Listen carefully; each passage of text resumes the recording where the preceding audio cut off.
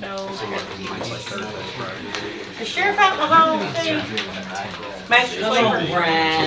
Sheriff out in the hall. Too late for that. Okay, it is 9 a.m. We will call this meeting to order of the Boyle County Fiscal Court, December 19th, 9 a.m. And this meeting has been advertised, and do we have a quorum, Madam Clerk? Yes. All right, good deal. We will start our meeting with our invocation by Magistrate Gay. Let us pray. Gracious Heavenly Father, we thank you for this time of year in particular, and the most precious gift of all, your Son, Jesus Christ. May we all experience joy and just the peace and comfort that comes through Him. And Father, I do ask that you be with the Ryan family at this time of grief and provide them with peace and comfort. And Father, we do lift up all those that struggle this time of year with grief and loss and illness, and just be with them and provide them the comfort that comes through you. And watch over and protect our men and women that stand in harm's way so that we can enjoy the freedoms that we do. And in your Son, Jesus' name we pray. Amen. Amen. Thank you for including the Ryan family. I know Susanna will appreciate that. Okay, at this time we are going to have our Pledge of Allegiance, and Magistrate Gay is going to take off his magistrate hat, and we tried to find a Santa hat, but we couldn't come up with one, so Santa was going to be here. Santa left the building, in but costume, but it's in the cleaners. So he's incognito today, but he is watching you all, so you better I'm still checking. behavior. Santa's still checking that list. So Santa is going to lead us in the pledge. That's right. I pledge allegiance to the flag of the United States of America and to the republic for which it stands, one nation, under God, indivisible, with liberty and justice for all. Thank you. You may be seated. Okay, the first item of business is to approve our prayer meeting minutes of December the 10th, 2024. Is there a motion to approve? I'll make a motion to approve the minutes. Magistrate Wagner, is there a second? Second. Magistrate Ellis, any discussion on the minutes? Questions? Comments? Good? Okay. All those in favor of the motion signify by saying aye. Aye. Any opposed, nay? Motion carries. Minutes are approved. Next, we'll have approval of our budget transfers. There are no budget transfers this meeting. Awesome. What about cash transfers? I have two cash transfers, $25,000 from the general fund to the road department, and $100,000 from general fund to EMS. Okay. Is there a motion to approve the cash transfer? So moved. Magistrate Gay, is there a second? Second. Magistrate Sleeper, any discussion? All those in favor signify by saying aye. Aye. Any opposed, nay? Motion carries. Transfers are approved. Approve the bills. Elena? Good morning. Good morning. Alrighty, in your bill packet, the total is $159,678.54.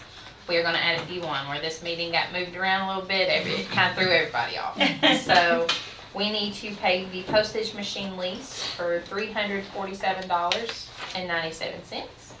We are going to pay the Allen Company for some paving, $28,730.38. One of our poll workers was not on that list. We're going to get her paid as well for $150. We're also going to pay the Kentucky State Treasurer. It's a matching grant, so it's half of a paramedic's training, and that is $5,737. Then we're going to pay Scott Kleckner for being Santa at the Danville Small Town Christmas for the parade and for all the events prior to the parade for $1,200. So that's going to bring your grand total to $190,106.89. 190, 106.89. That's it. Okay, so that is the new total. Is there a motion to approve the bills?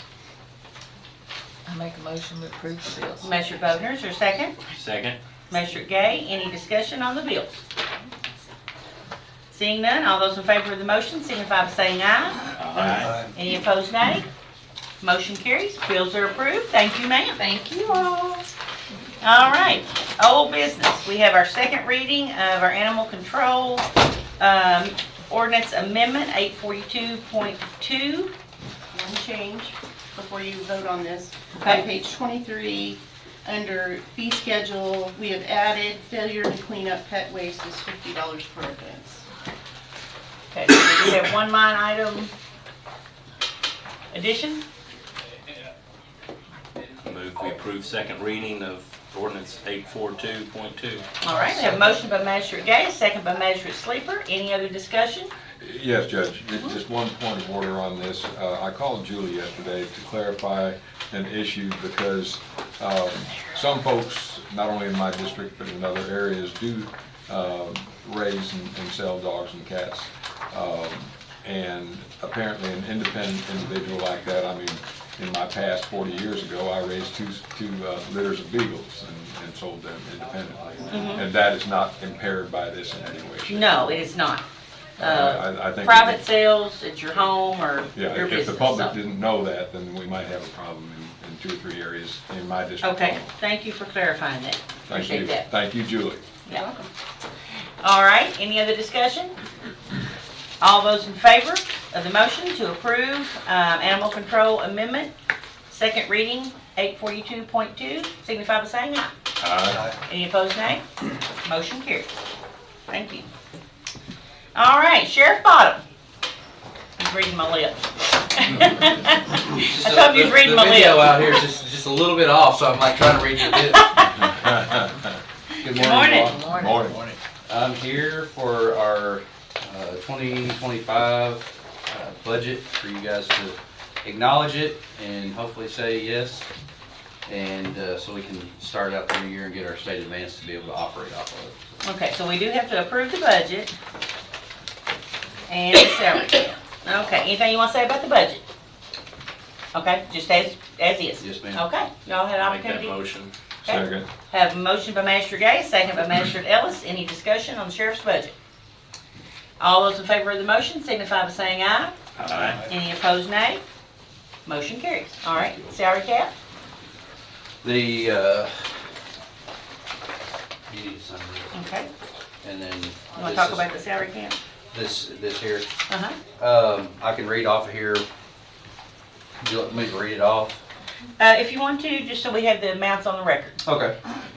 So the salary cap for the sheriff's office, this does not include my salary, I believe. Right? It's just for deputies and office staff is $996,500, and then additional $290,500 from the fiscal court. The total amount is $1,287,000 for deputies and assistants employees for our salary cap. Okay, this includes all wages, overtime, benefits. benefits, Yes, ma'am. everything like that. Okay, just so everybody's clear. Vacation, holiday pay. Vacation, holiday pay, yeah, okay. So we have a motion to approve the sheriff's salary cap. Make the motion. Magistrate Wagner, is there a second? Katina. This is the one Janice did it, she wanted it on this letterhead instead of that letterhead, so. Magistrate Okay, but Sleeper. it's the same thing that you printed Yes, out ma'am. yesterday, so they have a copy at their Yes. desk. Yeah. Okay, so we have a motion and a second. Any discussion? All those in favor signify by saying aye. Aye. Any opposed, nay? Motion carries. All right, Thank you all. so do you need me to sign that one instead of Yes, this if one? you Okay. don't, so mom doesn't get mad at me. Janice's mom. 2 moms. Ask her to send me a copy, she can email it. Yes, to me. ma'am. Thank you. Sheriff, we appreciate the patrolling on Perryville Road. It's helped out tremendously. I waved to your gentleman this morning again. Yeah, they do a good job out there, and I'd like to go back and see the fatalities as far as how that's helped out for people, slow people down, and because speed is majority of the factors of why people die in accidents. So, and we know that's the straightest road in Bull County, so usually gets the most speed, so. Paris Pike used to be that way 40 years ago. It was just amazing how straight it was, and its fatalities were phenomenal. Thank you all so much. All right, Merry Christmas. Have a good Christmas. Thank you. All right, next, we have Dan Nolet with Solarize Boyle Memorandum of Agreement. Welcome. Thank you. There's some other guy there. And Preston Miles. And my sidekick, Preston. Yes. So Preston came and gave you sort of an update at the end of the Solarize campaign. We ended up 2024 in good stead, and we're planning 2025. Good. So just like the Fiscal Court last year signed an MOA with Kentucky Solar Energy Society as the sponsor for the county, we're asking you to do the same thing that you did last year. The MOA is unchanged except for the dates. So basically, it's no monetary value to the county. It is just putting it on the website and sponsoring. Exactly. No liability. Okay. Right. And while I don't go along with the concept of a solar farm, because it takes away from farming, just to clarify, because I always get phone calls on this has nothing to do with large installations. It's only homes and might be an individual farmer and Yes. small businesses. Yes. Yes, That's exactly. correct. And we do want to note, I think Preston probably noted, that 2 businesses actually got solar panels as a result of the campaign last year, and got the federal grant money to get half of that covered by the federal government. So That's great. it was a good deal for those 2 businesses. Okay, do we have a motion to approve the memorandum of agreement? I make a motion to approve. Magistrate Sleeper, is there a second? Magistrate Gay, any other discussion? All those in favor signify by saying aye. Aye. Any opposed, nay? Motion carries. Thank you. Good, thank you. And let's see, we need signatures? Okay. Can I email it to you or? Yeah, you could do that. You just need mine, or, It's a bit. okay. It's the same. All right, we'll get it to I you. will email it to you Thank today. you. Yeah, Merry Christmas. All right, next, we have an appointment to the Senior Citizens Board, and Director Ben Grant is here, and we are going to ask for the appointment of Melissa Caudill, who is with us as well. Melissa has volunteered a lot for the seniors gathering place, senior citizens, and so she might as well just become a board member because of all her volunteerism. Ben, is there anything you'd like to say about Melissa? Yeah, there's a lot I'd like to say about Melissa, and it's all positive. But before I do that, I want to thank, on the record, Steve Klein. He's been the appointee for the last 2 terms, and he has done an excellent job. He's been there when he's been asked to be there, outside of a couple of health scares that he had, which is understandable. But Steve has been a model board member, and we appreciate his service, and we are looking forward to having Melissa on board. She has volunteered tirelessly since we began doing the home delivered meals program and seeking volunteers, and has taken upon herself with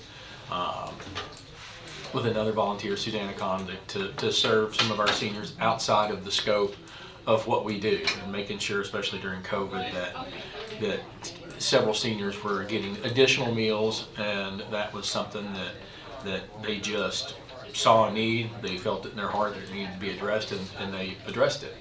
And that's the kind of volunteer that any executive director hopes to have on their board.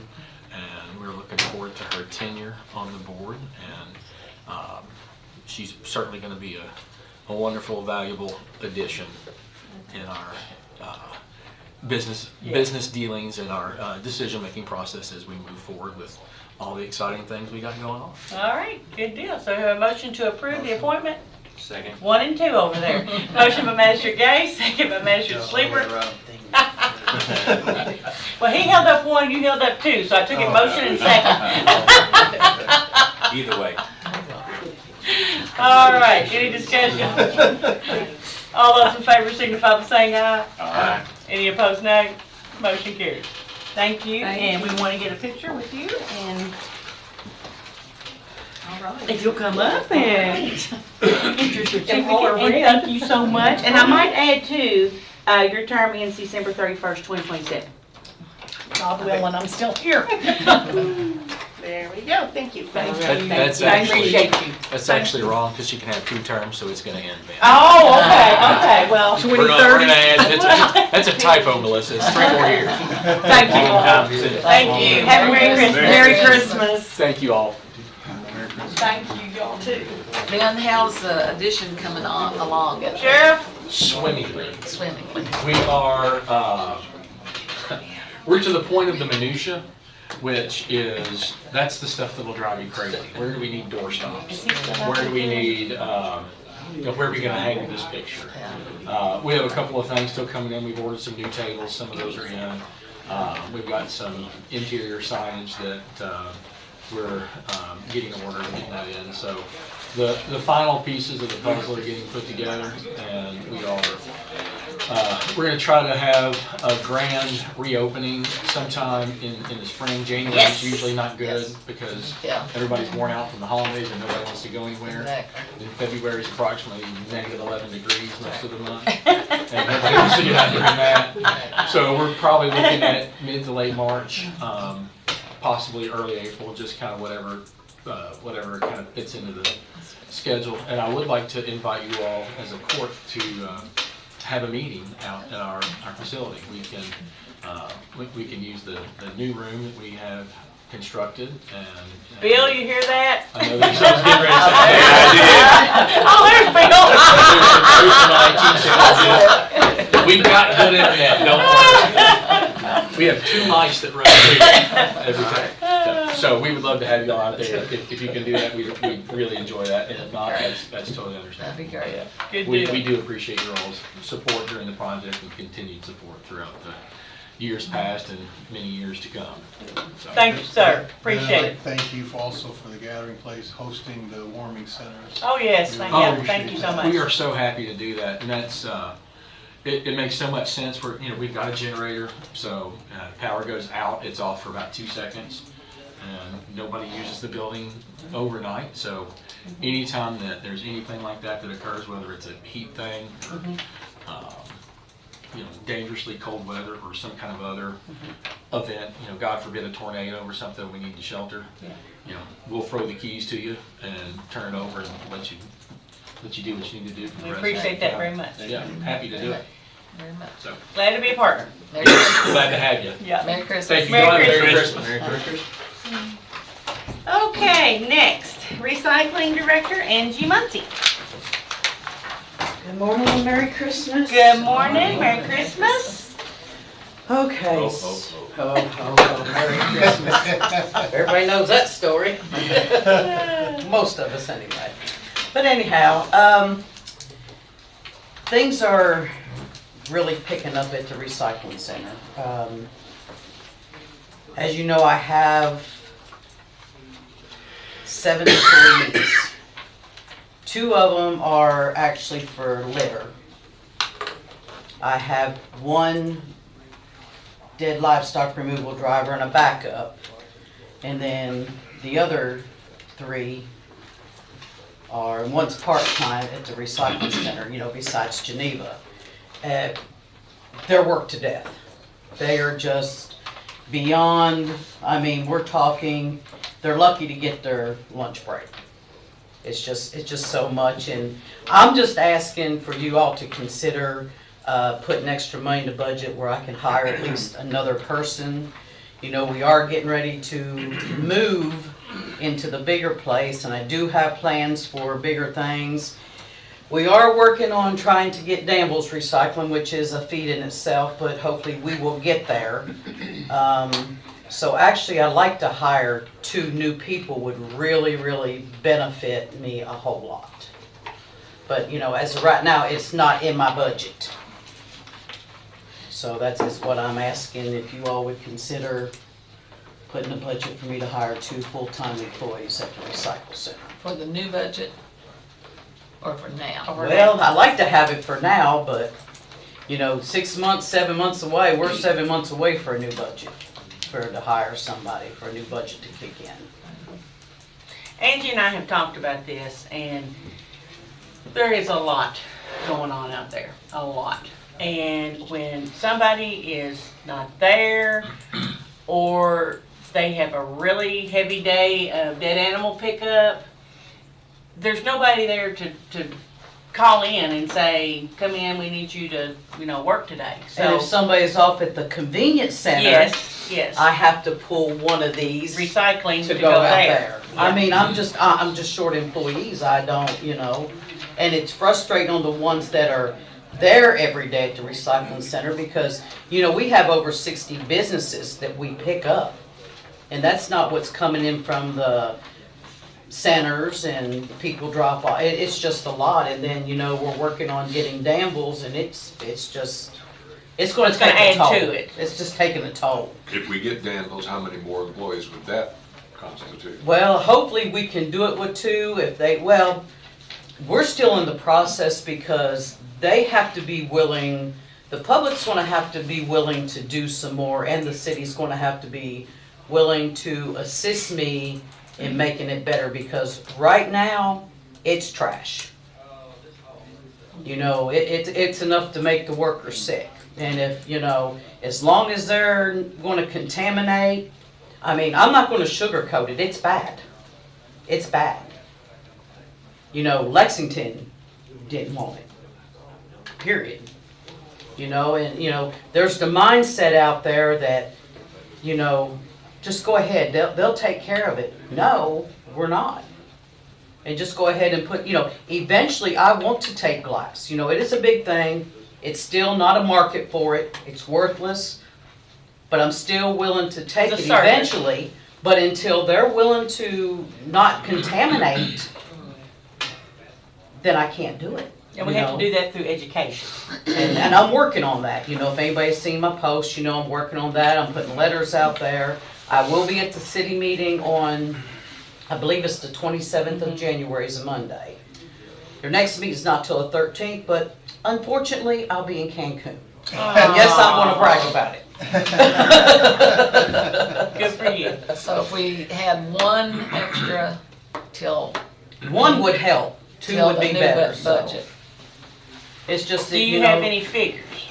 Do I have Salary, any figures? No, I package don't. amount, No, I to do know not. what we're talking about. I would have to probably look at, Steve. I get some stuff. You did? No, I can't. You can, yeah. I pretty much just decided I'd ask first before I brought everything Magistrate Gay. together and. I was gonna suggest that we get the figures together and let the finance committee maybe be a starting point to Meet with to look Angie. at this and meet with Angie and Steve and you. Yeah. And talk about it because again, I just want to be careful Yeah. that we don't open the floodgates for everybody mid-year Yeah. wanting new people. I understand. Yeah. And so I think we've got to be really careful Yeah. about how we proceed with this Yeah. at this time because, obviously we want everybody to plan ahead and think about their needs in the budget cycle when we realize things happen and Yeah. you can't always I know have- what's going to happen, but I have had 2 or 3 people ask, can't we use that chipper and keep the debris up to date until we do have a storm like in April? But she's told me she can't because she doesn't Doesn't have have enough it. people. So if we did have another, looking at the numbers, if we did have another, that's a concern of the community to keep it up to date so that when we have a big event, it won't be so overwhelming. Right. So if that could be worked in, if we think about it. Magistrate Ellis? What and how would the compensation from the city come to pass? And would that help in terms of? Well, that's something that we would have to discuss with the city budget time, It's still,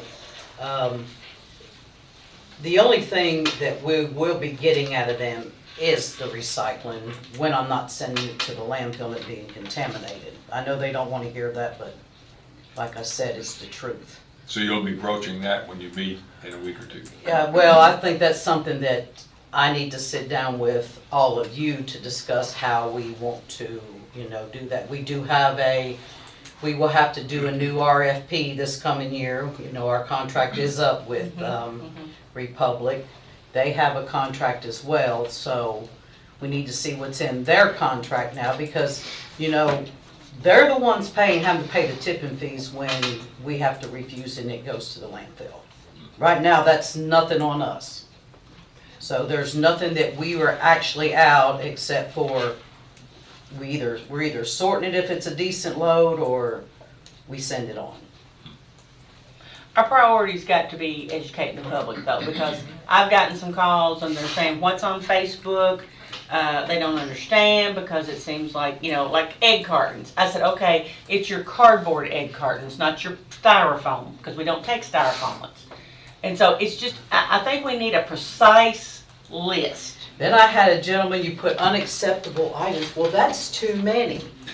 Then I have one that she's out there and, well, I'm just putting the glass in anyway. I'll just put it in my neighbor's and they'll do something with it. Well, they've contaminated the whole load. Once that shards glass, I have a perfect product. My group works hard and we have a very nice product that we send that I sell to a broker. There's no questions asked. We get top dollar. And if glass ends up in them and pieces of, shard glass and we tear up their equipment, we're paying for it. Mm-hmm. It's contamination. Yes. And I know people don't want to take the time to understand that, but it's a bigger thing than what, I tried to explain that. Me and Julie had that when she's making her flyer, well, why can't we take the Little Debbie boxes? There's a difference. Your brown boxes are cardboard. Your other one are wax coated. Mm-hmm. They don't want that. And I don't want that in my sorted paper because that brings the value down $50 and $60 a ton. So, there's reasons that we do. It's not because Angie wants you. Angie, it's just if we want a marketable product. We've got to concentrate on educating. And that's what I'm trying to do. I'm trying to work on a letter that the city can put in with the bills. Mm-hmm. Hopefully that will help. Mm-hmm. So. With a precise. But I wish more people would, the ones that like to talk, of course it must be true if it's on Facebook, but I wish they would come visit. Because usually it's an eye-opening, isn't it, Steve? It is. Steve understands that before he became magistrate, it's an eye-opener. Yes, it is. It is. And that sorting conveyor belt thing is, that is really an eye-opener. Yeah. Yeah, it's awesome. You should have seen it lately. I have real good pictures if anybody like to see what's came in, but. Smells to go with it. Yeah. Hey, my workers were almost sick. Literally sick. So. Okay, so schedule an appointment date with the finance committee. Okay. And there'll be a new one here being announced during this meeting, so all the committees are changing. All right, thank y'all. All right. Merry Christmas. Thank you. Merry Christmas. Okay, next up, IT Director Bill Nichols with the T-Mobile presentation. Yes. Over the last couple of months, I got contacted by T-Mobile. They have a service out called T-Mobile for Government. And when I started looking at the maps that they're covering for Boyle County and the plans that they have for Boyle County, I thought maybe that they should come up in front of you and show you what they're getting ready to do. And they've already touted to me that they could probably save us anywhere from 10 to 15% on our annual cellular bill. So. Well, they've started off on the right foot by wearing my favorite color. Well, I didn't even know that. I know their audience. Tell you what. But I want to present Ross Kaiser and Michael Carbone. Welcome. They're with T-Mobile. I'm going to go back up to the control room and okay. Do your thing. Be gentle with them. Do your thing. All right. Very much. We brought a couple of hard copies. Okay. He has the rest. I'm not sure if it's visible online, but we plan on, because there are so many questions, right, that they probably arise out of this. Michael and I plan to stay after as long as you guys need. We can touch base with every single one of you around your specific questions and areas, but okay. No. We also have additional copies, and that we can go through a little bit more in depth as well for anybody who wants to stick around. And we also brought a couple toys, so that way we can show a few things outside of just cell phones. Okay. She's going to go make copies so all the magistrates can look at it while you all talk. Perfect. Thank you. Okay. Well, are you okay with us doing Sure. our introductions? I Yes. know you guys are tight on time. We won't Yes. hijack your Yes. meeting. You go right ahead. Awesome. Well, thank you all for allowing us to come and meet with you. It's a privilege and a pleasure to get such valuable time for individuals who, time is of the pressing essence, right? My name's Ross Kaiser. This is Michael Carbone. We are the dedicated Kentucky government account executives for T-Mobile and the T-Mobile government. So we're the two that support government, local, county, city, muni, education, all of it. And they rolled nonprofits in recently as well because of how well they tie into that space and to be able to utilize the subsidized rates for it as well. Okay.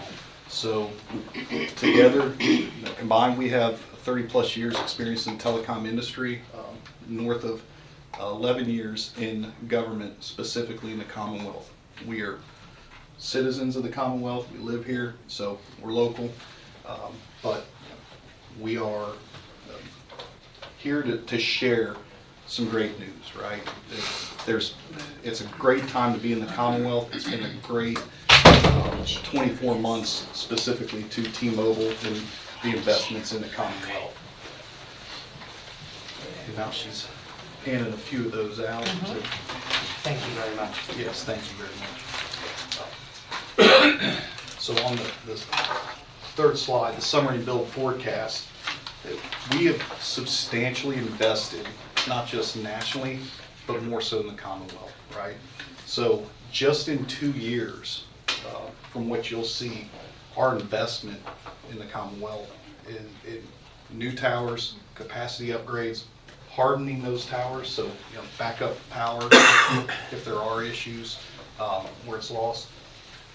Those measures are in place, ongoing, as well as we'll share with you our future build, our future investments, right? So case in point, we had 74 new sites in 2022 come online. These are new cell towers, 39 sites in 2023, and we're scheduled to have 77 new towers come on by year's end. These towers aren't just inclusive of our 5G network, but they're also inclusive of fixed mobile broadband, fixed wireless internet. Excuse me one Yes, second. So it's 39 plus 77? So yeah, 74 in 2022, 39 in 2023, and we are projected to finish out 77 by the end of this year. There's roughly, I believe, another 19. I think we just saw another one come on. Yep. Roughly about another 19 to get lit up before year's end, just in the Commonwealth alone. And they're scheduled to still get those. So you're what, at 180, 190? That's just in the last, yeah. And that's just additional. That's not in total. That's just additional. When we go down a little bit further, we have over, I believe it's almost 900 assets, towers, antennas in the Commonwealth. So we pace at about 1,000 to 1,200 towers a month for the across the nation. The average in the industry is usually about a third to half of that for new towers and upgrades. So that's been critical, right? Because it's the haves and have-nots. It's the unserved and underserved. So many areas have been decimated by lack of coverage, right? As we look to support you all and your constituents and build this in the Commonwealth, they have to have these. Broadband connectivity, voice and data services are as essential as utilities, water, electric, everything else, right? So just to expand on our existing customer experience, so keep in mind, we have existing towers that we're constantly doing upgrades to, more capacity. We have forecasted towers, which are going to be new towers that aren't built yet, that will be all inclusive of all these services as well as hardware. And then you have additional areas that after we turn them up, maybe, as you mentioned, sir, Mr. Ellis earlier, based on some terrain, there could be some additional considerations in order to reach. And those are all assessed. So that experience, just throwing some numbers, 71% of Kentucky residents are covered with our 5G ultra capacity. That is the fastest 5G on the market. And 93% of that is with our extended range 5G. So, obviously you have 4G LTE and the limitations it has, right? Did what it needed to do, technology is developing. The more devices we bring on, the more connectivity we have to have, the more capacity you have to be able to have access to. So additionally, the network backups and power additions, so the reinforcing of these towers, right? Just physically building it isn't good enough, because in a lot of these areas in rural Kentucky, we see impacts to outages, right? Whether it be storms, backhoes, whatever. Outages happen. If we lose power, you know, historically towers will go offline. We have undertaken a project the last 2 years and continues to be embedded today for our backup power additions to our existing towers, and all new towers come online hardened. So all that being said, to Mr. Nichols' point, we're seeing a savings and a value savings in comparison to your incumbent for what we can provide, and a better service, more value of anywhere from 17 to actually 20%. So, you know, that's phenomenal. When you start looking at the actual investment in the Commonwealth that T-Mobile's making now and has, and going forward. On the next page, you'll see now the map of Boyle County, right? This is going to be our customer-facing map. We can get a little bit more in-depth afterwards if you guys would like to see us. We do have some extra information as well for you. But, you know, he mentioned the ultra capacity. So the darker the magenta, the stronger the 5G signal is. So ultra capacity, we've now been 2 years running the broadband leader, meaning providing home internet, and that's off of our wireless network using that 5G ultra capacity. So when you see that very dark magenta or pink there, that's going to be the areas that we have literal internet grade coverage available.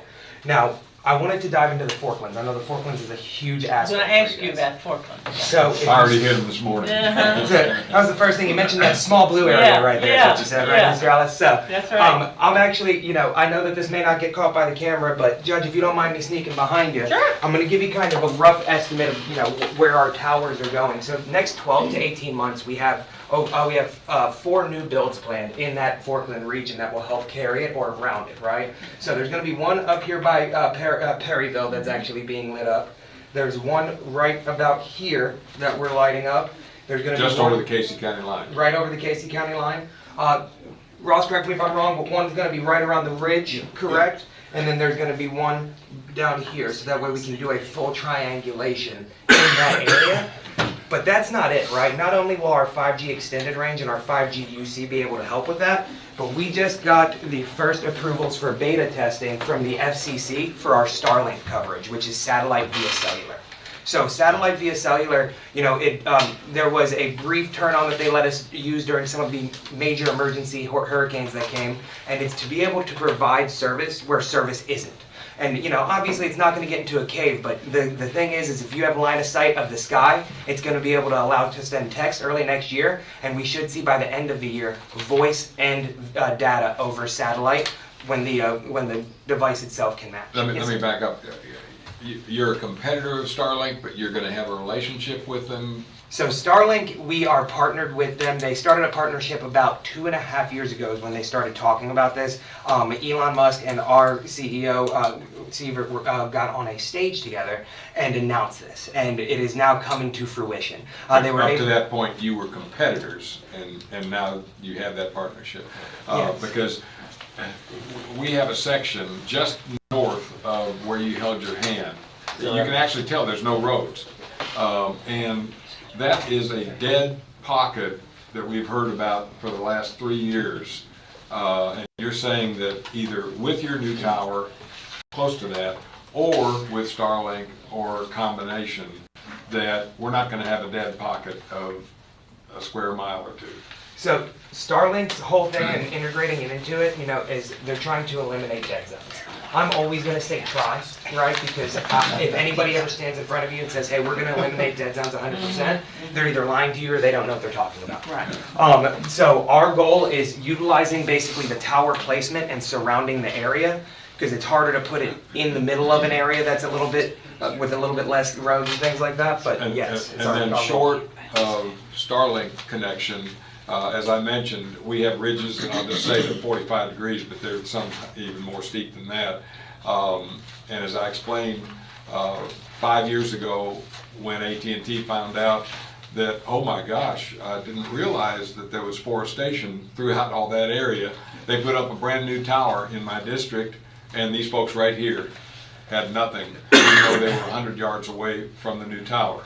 What's going to happen with your towers that would supersede that? So a couple things on that. First and foremost, the multiple tower approach is how that can help with, as opposed to one. So the one in Casey might hit that side of the ridge. As opposed to the one right over Perryville may not reach. Right behind his farm.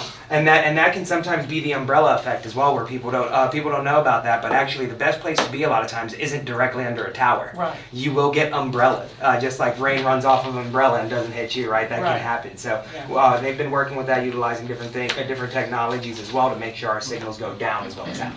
That's going to get to kind of, you can't really compare it because it's apples and oranges. The way we are able to provide a 5G standalone network is based off of our diverse spectrum that allows us to reach far with 5G, allows us to reach close with 5G. But not penetrate through. No, it does penetrate. So it depends on the level of radio wave, and we have a slide on that here towards the end. The next slide will also talk about kind of the difference between, and we'll also dive into it, the difference between being backed on a 5G core versus 4G. So that will begin to address it, and then we have another network slide towards the end of it as well that will show you what the different levels of 5G radio waves are and how they can help penetrate farther. And furthermore, Mr. Ellis, the kind of what you're alluding to with AT&T, it's a different spectrum they're using, so a different wavelength. So they may not have the ability in many cases to penetrate densely populated or facilities like this, woods, so on and so forth. Thank you. So going into, great segue into our 5G availability in the Commonwealth, right? So independent assessment by a third party, Ookla, has published the 5G availability in Kentucky, the percentage of time versus their competitors. T-Mobile's 68% 5G availability, percentage of time. More importantly, Ookla also 5G download speed of 228 meg per second. And this is specific to the Commonwealth, so this isn't like national numbers. If you see right there, that is specific to the Commonwealth, and if you see our competitors are at 15 and 9% respectively, and I think we're just shy of 60 megabytes per second down above the second highest competitor when it comes to speeds when 5G is available. You got any percentages just for Boyle County? We are waiting for our network team to provide us a little bit more in-depth county by county as well, because we asked for an actual overall county report going into 2025. So we'll be able to provide additional information towards the end of January. Towards the end of January. Because all this about Kentucky is great, but I'm more interested in Boyle County. Boyle County. We have some stuff that it's proprietary, so we can't share, general public, but we brought hard copies that we can, again, if you guys have time afterwards, we would love to talk to you and share, because this is an exciting time. The investment, when you look at it, what sets this apart? The 5G standalone network, and it's because it's a purpose-built network that is solely 5G, right? Speaking of investment, several of us went, actually, and this was in the previous administration in Frankfurt, went to a hearing on the development of what was going on. Billions, in my understanding, across the nation have been invested of taxpayer dollars to help move forward with all kinds of communications. Likewise, billions, and a parallel example with solar, have been committed, and yet already, because of the change in the administration come January 20th of the new year, there are folks in the solar community who are hyperventilating because all of a sudden they're hearing that some of those billions of dollars of our taxpayer dollars just might be shut down. Are you hearing any of that out of what might transition come 2025? Because that will have a huge impact if it comes to fruition for solar. And I'm wondering if there is also a concern in the communications industry. I think exactly the opposite, at least in our case, T-Mobile. So the investments that are made, and I'm assuming, or making the assumption that you're talking about the BEAD funding, right, for fiber.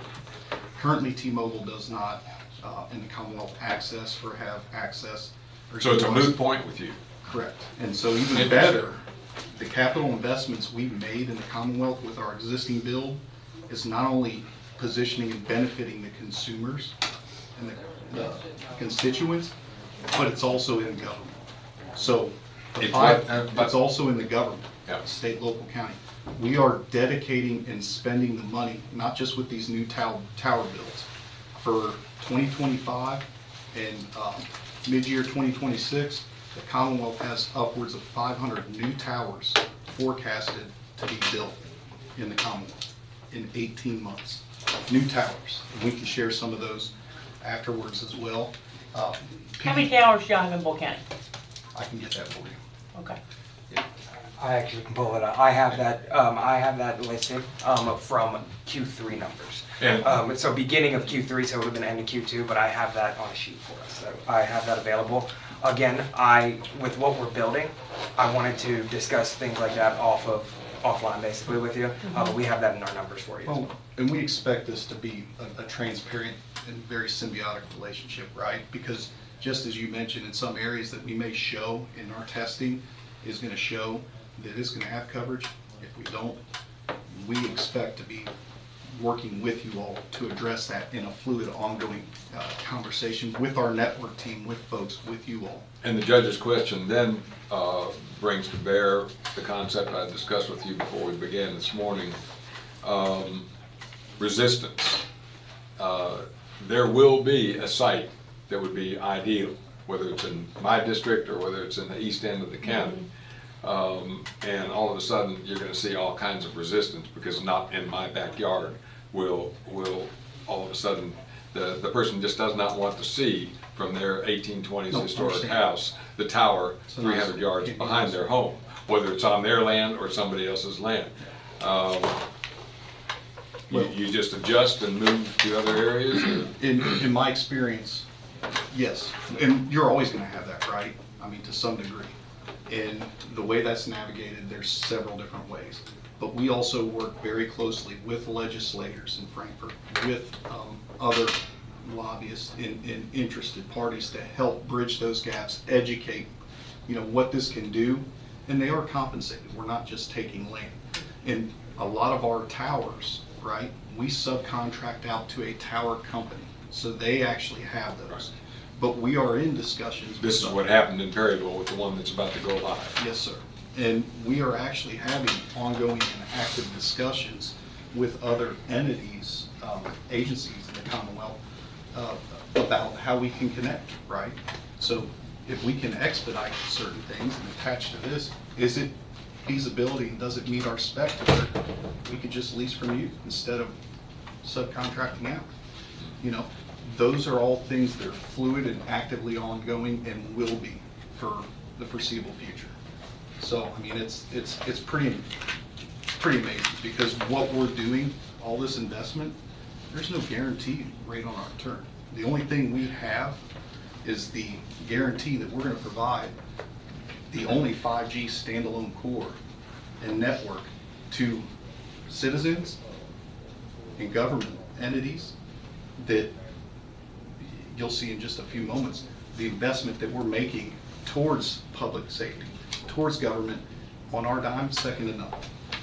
Okay, let's condense this down. Yep. Let's skip up to emergency. Tell us what you all can provide in times of emergency. So no, that's perfect. So our ERT team, Ross, you want to take the first slide right here? And I'll So our approach to disaster recovery, two things. You have the network, right? And you have the assets. Two more things. You have pre-event, post-event.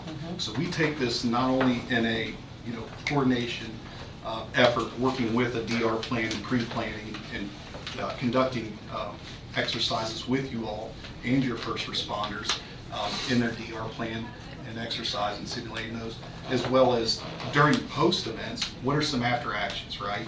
And all through that time, providing the transparency and communication into the key stakeholders so we can streamline and expedite those. Okay. And is there a cost? What is the cost? The next page is actually is going to be all about engagement, right? All right. So our ERT team, first and foremost, everybody has access to it at any time. There's the contact information right there. To give you a perfect example, when the tornado went through Western Kentucky, at the time we didn't have any business with Warren County. We were the first ones to stand up our emergency response team in the county. We were the first ones with our network back online. We are within 6 hours of anywhere in the nation to have our emergency response team there, and anyone at any point can call that contact or the 800 number that's available 24/7 and get a hold of somebody. So if you were a citizen or a business in Warren County, you were there, you supplied communications tools, what, if any, compensation did that business or that individual make back to you? That has just been an initiative of ours since 9/11 happened. Did FEMA help you out financially, or? Not to my knowledge. This is all an investment that we made. This is our own team that we have that's FirstNet that's not subsidized, and this is our investment with no guaranteed ROI. Yeah, and That's good news. we do everything from your classic cows and colts where you just have a cell on wheels or a cell tower available to put somewhere, or in the cases of wildfires, the floods in North Carolina, things like that, we actually have drones that we can fly over and provide. Don't mention that. Yeah. It's right there in the one picture. Well, and I'm talking about the idea of being able to provide service where you can't go stand up a tower, right? Right, There's something right. on fire, you can't drop off an asset there. But you can fly over and be able to provide coverage Yeah. to somebody who may not have had it and had the availability to. So when it comes to the emergency response availability, we have a shorter time frame. We are within 6 hours of anywhere. We have our own team, and we have been fortifying that team since honestly the infancy of T-Mobile, right? In 2001, T-Mobile was not a major player in this game, but after the tragic events that happened, they made sure that it became a forefront of what we do, and that's why we have even counterparts that are just public safety related. They just recently hired, within the last year, 40 former police officers and public safety workers across the nation to be part of that kind of team that helps us communicate with the government since they've worn the shoes. Bottom line, we live in the Commonwealth. You guys have our phone, we call it the bat phone. We will be there. We're, I think, not even 90 minutes away. We will bring whatever we can get access to, and then also assist in coordinating responses and getting the key state. So I see the slide on T-Mobile versus the competition. Do you have a cost analysis of what, your all's cost is versus So, who we're using now? Yes, we do, Okay. and it, All right. again, it's something That's a we. private conversation. Well, I mean, we can tell you it's anywhere from 17 to 27%. I put two separate options together, Okay. based off of the information that Mr. Nichols shared with us. Mhm. And at the low end, you're looking at a 17% monthly savings. Okay. At the high end, it's 27%. It would just be based off of what options you guys were to choose. And that's the full package of communication? That was, yes, That's what we were providing, yes, sir. And so that's everything from, we saw failovers and Wi-Fi hotspots to people's phones. So there is no, we used to be the cheap provider, we are now the value provider because we do cover more square mileage in 5G than anybody out there, but we didn't say, hey, let's go ahead and jack up our prices above everybody else's. Right. And our investment into government, into the first responder community, again, that was a capital expense with no guarantee. We understand the FirstNet and how it's subsidized and the priority that is being communicated, but they're on a 4G LTE core, right? There's issues in getting connectivity. Well, This purpose-built 5G standalone network, we sliced a dedicated part of the network for government. So we're already getting ultra-high speeds, low latency, and we're giving government entities a dedicated slice of that, of our network. Okay. And what that slide also says, the one that you have, that's the comparison. Uh-huh. So it's talking about our wireless priority services, right? Everybody knows about FirstNet at AT&T. Well, what we did is we went to an agreement with the Department of Homeland Security where we do wireless priority services. This is an option across all carriers. I'm not saying that this is something crazy special, but it's about how we do it, right? Yeah, yeah. If you have a government phone, you have the capability of having that on your line. Unlike our competitors, in times in a gray sky scenario, you don't have to call and say, hey, can you up these specific lines to have top priority? You will remain on top priority on those lines without having to call in, so that way you don't have to have that extra step in an emergency. The other major aspect about that as well is I was talking to our wireless priority services like liaison basically for the company, and he was telling us that in times of emergency and in times of need, because of how vast our 5G network is, because we built it out on 3 different layers as opposed to just doing the highest level and then needing to piggyback off the rest, our wireless priority services has yet to need to prioritize a consumer in times of need. So just think about when you're talking about, like 5G is always thought of as speed.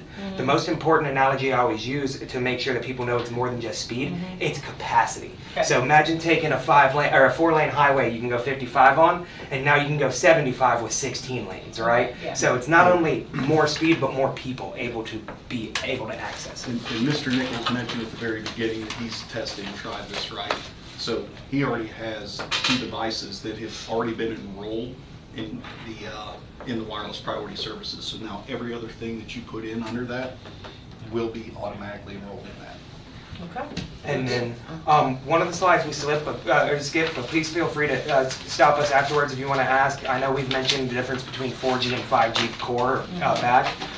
You know, there's a slide on there that we call it our layer cake. It's the 3 different levels of pink that you see on there, where it looks like a little like stand in the corner. That is the different levels of 5G that make us who we are. So we know we've taken up too much time. We thank you all. Thank you for your presentation. Well, and gentlemen, you mentioned meeting with me afterward. I cannot, but let's talk by phone. You've already sent me yours, and if you'll send me yours, And we I don't know how to can do get together three-way, but I'll bet you guys I'll send could. you a few times, and we'll either send you a Teams invite or we'll call you while we're in the same room. And we'll get together with Bill and, yeah, work it through IT as well. Thank you. Appreciate you being here. Merry Christmas. Merry Christmas. Merry Christmas to you. All right, Public Works Building Maintenance Supervisor, Mark Gordon.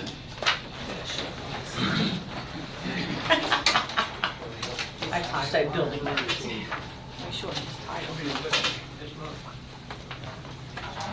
Welcome. Good morning. Good morning. How's everybody this morning? Good. We recently took bids for electricians for Fred Kane building to clean them up and add some more lighting. Those bids came back. We had 3 different bids. One was Wildcat Electrical. They come in at their first option was $125,000. Wiley came in at $59,519, and then we had a DP Electrical Construction.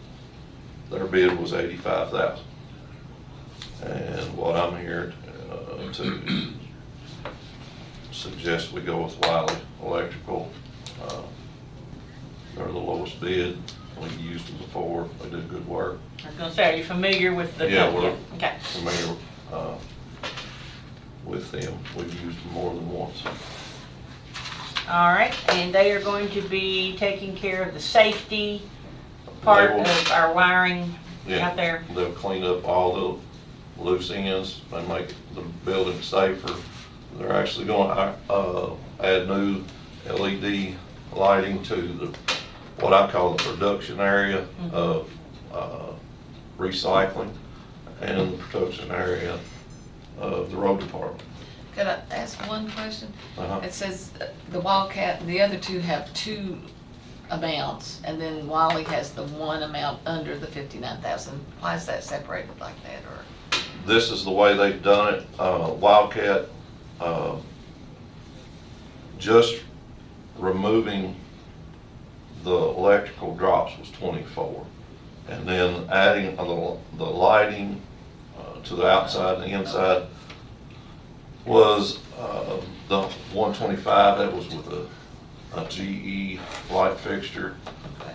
Option 2 was 205. It was with a lithium, more expensive light to go back with. And didn't they separate it, building 1 and building 2? DDP did.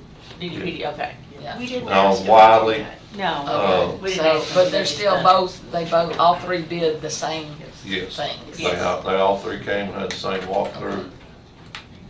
They knew, you know, we're told That's good. all the same things. Like I said, we had no outside lighting on either building. If you went up there after dark, it was pretty dark, so we're adding lighting to both buildings. I make a motion, we accept the Wiley electrical contractor's bid. Okay, I have a motion by Magistrate Gay, is there a second? Second. Second by Magistrate Sleeper. Any other discussion? I think we need to get permission for you to execute the contract today. I'm sorry? We need you to, permission to execute the contract. Okay. I include that in my motion. Include that in your motion, include that in your Include second? it in the Okay, And to why later. all right. Okay, all those in favor of the motion signify by saying aye. Aye. Any opposed, nay? Motion carries. Wiley Electric. Thank you. Thank you. Thank you, Merry Christmas. appreciate your work, Merry Merry Christmas. All right, let's see. Okay, next up is Fiscal Court Committee Meeting Schedule and Appointments. So there is a new meeting schedule. Magistrates have been rotated as required every 2 years on the committees. So I'll give you an opportunity to look that over. If there's any questions or concerns, I am open and available, except for Steve. I have a concern. That's not the one we talked about. Oh, okay, okay. The Animal Control Committee designated meeting time conflicts with EDA, and I'm on the EDA, so we'll Okay. need to change that time, so however we need to do that. We had the same problem this past year. We had to keep changing the meetings because of the EDA conflicts, so. Okay, so we could keep it on the same day, but just change the time instead of 4 o'clock? If we make, yeah, it would have to be. Could it be done earlier in the day? Earlier would be fine. Okay. Well, Barry is on I mean, solid way. subject Oh, no, to sorry. Magistrate Okay, Harmon's I approval as apologize. well. Okay, I think that one is the third. It's the third Monday of each month, and that's when. Of every third EDA month. meets at 3, and usually, sometimes it goes over. Okay, It's this one different- meets it- quarterly. Animal control meets quarterly. Yeah, but EDA meets every month. Right, so we can just change the time. Yes. Oh, is that, The or time- do you want to changing change the- the whole day? No, the day's fine, just it has to be either earlier or at least a half hour past that time or something, or an hour probably. But we can't have it for an hour later because that would conflict with the Humane Society's use of that room during their board meetings, so. Maybe. Earlier would be best. Yeah, I was gonna say maybe like 8:30. Any other time, but after, you know. Okay, well, you set the time, because Barry's not here. And we'll just add it, you know, when we make the motion to accept this, we'll include that in the motion, the new Okay, time. I mean, I'm okay with 8:30, so. 8:30, okay. Is that, if that works, will that work with our animal control people, I guess, so. Yeah. Yeah, we'll be all right with I mean, it. they're on duty at 8:30, yeah. Yeah. That might catch them too before they get busy with other stuff. Right, and it's, you know, quarterly, so it's 4 times a year. So I think we can work that out. Okay, thank you. All right, any other discussions? Okay, so for Public Works, which meets the second Monday of every third month, which is quarterly, we have Magistrate Ellis and Magistrate Wagner. Finance, Budget, Insurance Committee, we have Magistrate Gay, Magistrate Cullen. It meets quarterly. Sheriff Committee, fourth Tuesday quarterly is Magistrate Cullen, Magistrate Sleeper. Solid Waste, first Tuesday of every third month quarterly, Magistrate Harmon, Magistrate Gay.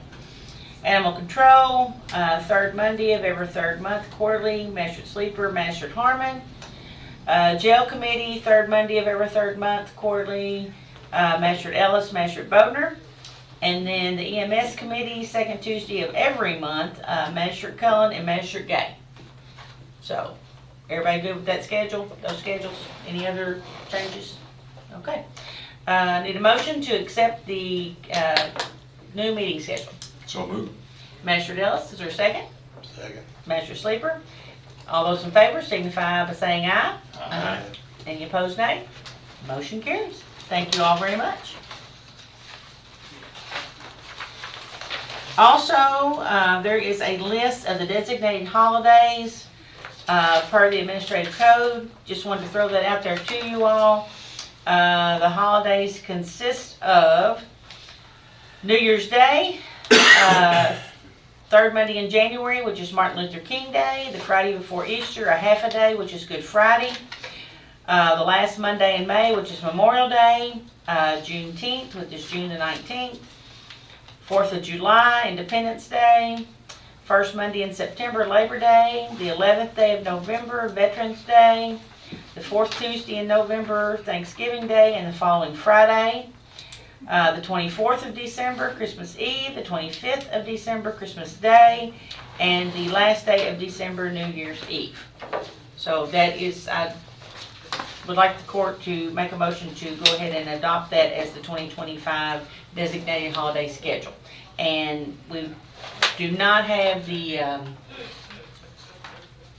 election for this year, so presidential election. So we did not include that in this calendar. I'll make that motion. All right, have a motion by Magistrate Gay, second Magistrate Sleeper. Any discussion? All those in favor signify by saying aye. Aye. Any opposed, nay? Motion carries. All right. Next up, Julie Wagner, Public Safety Building RFP. Gave you this RFP at the last meeting, solicited input. Doesn't appear to be any changes or corrections, so I'm presenting this for step one of building a public safety facility on Lebanon Road is to hire an architectural engineering firm. I make a motion. Second. Have a motion by Magistrate Sleeper, second by Magistrate Gay. Any discussion? All right, all those in favor signify by saying aye. Aye. Any opposed, nay? Motion carries. I'm excited. Yeah. I'm excited. We're moving forward.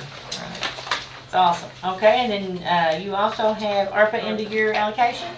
Okay, so as late as 7 o'clock last night, we were working with RJ from Compass Advisors on the last remaining ARPA money. We have $105,754.94 in our account, and we have gone back and forth on how to handle this. Has to be committed by the end of the year. So we have a contract here from Stites and Harbison Law Firm proposing that we allocate this money through revenue replacement, which is an allowable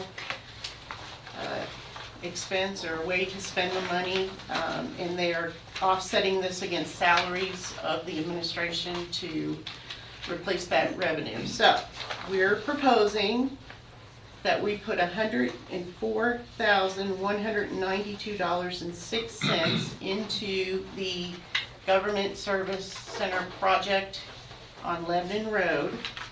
The remaining $1,562.88 will be used for administrative expenses with Stites Harbison.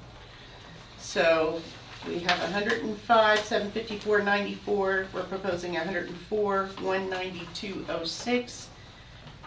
We would like to get an approval for that transfer. Yes, cash transfer. Cash transfer before the end of the year. We cannot transfer it until all the documents are executed, and Stites says so, but we need to go ahead and get that piece, the cash transfer, approved first. Okay. Then we need an approval for this contract to be executed. Then we need approval to close out that bank account, so we need 3 different motions, okay? Okay, so we need a motion to approve Cash transfer. cash transfer. I'll make a motion, we transfer. Okay. the money. For the use of the Government Service Center. Yes. In those amounts that were listed. Yes. Okay. So I have a motion by Magistrate Bodner, second by Magistrate Elliott. Elliott, where did that come from? That's a good name. Where did that come from? Name in the community, so. I don't know where I got that out. I'm gonna pull that out of my hat. Okay, any discussion? All right, all those in favor signify by saying aye. Aye. Any opposed, nay?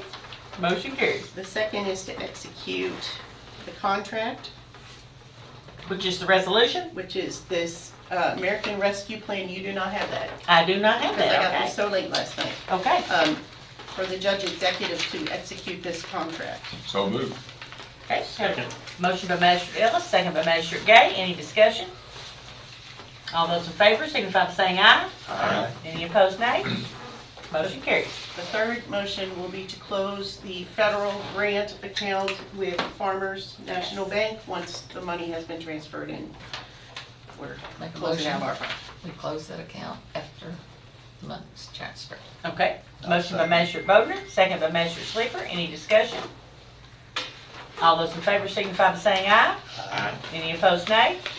Motion carries.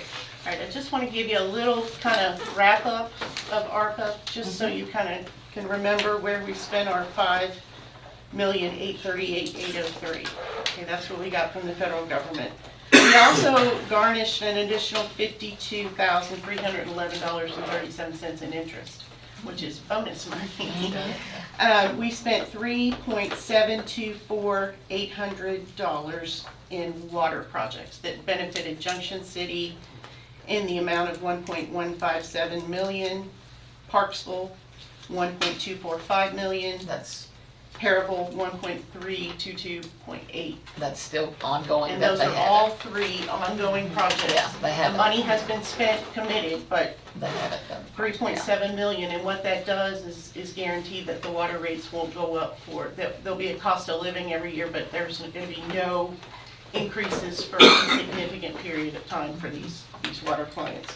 And again, I have to make sure that it's covered in such a way that it takes care of the sewer tax that It they does, charge. yeah, water and sewer, I should say That that. is just You're right. so crucial in both communities. We upgraded our fleet vehicles to the amount of $470-ish thousand. We built a new addition for the fleet repair and maintenance at $103,000, put $193,000 on stabilizing the roofs at Constitution Square. We invested in some recycling compactors at $77,000. We bought a copier for tax admin. We did $138,000 in some change in wiring and upgrades to the courthouse, which is why we're no glitches anymore when we broadcast our meetings. New software for Springbrook, $120,000, $350,000 we spent on the new fire station in the 4th District. Bought a tire loader for $225,000. We spent $825 on animal control and another 70-some thousand in just miscellaneous and advisor fees. And there's other things, but that just kind of gives you an idea. We tried to spread that money around and get the best we could for it and invest in us and the county. So I just wanted to share that with you. Thank you. Happy Appreciate New it. Year. That's good. Yeah, thank you, Julie. All right, and then you've got reimbursement resolution? Yes, okay, so in speaking with RJ, since we are going to be bonding several projects over the next year, if you pass a resolution for reimbursement, you can almost guarantee to pay yourself back for expenses within 60 days of the reimbursement resolution. So what we're proposing with this resolution is that we take action to state that we want to pay ourselves back for the investment of the former Fred Kane building and repairs there. We can wrap that into our bonding and repay ourselves back, as well as the public safety building. So if you read this resolution, it says $12 million. That is not the cost, but that gives us a good number to kind of plan for. And it does guarantee that we can reimburse for any and all expenses from the acquisition of Fred Kane forward and the building of a public safety building. So I'm proposing resolution 24.12.19.01, a resolution of the County of Boyle, Kentucky, County relating to a declaration of official intent by the county as an issuer to reimburse certain expenditures prior to the issuance by the county of its general obligation debt from which the reimbursement shall be made. All right, thank you very much. Need a motion to approve the resolution. So moved. Magistrate Gay, is there a second? Second. Magistrate Sleeper? All right, any discussion? Okay, seeing none, all those in favor signify by saying aye. Aye. Any opposed, nay?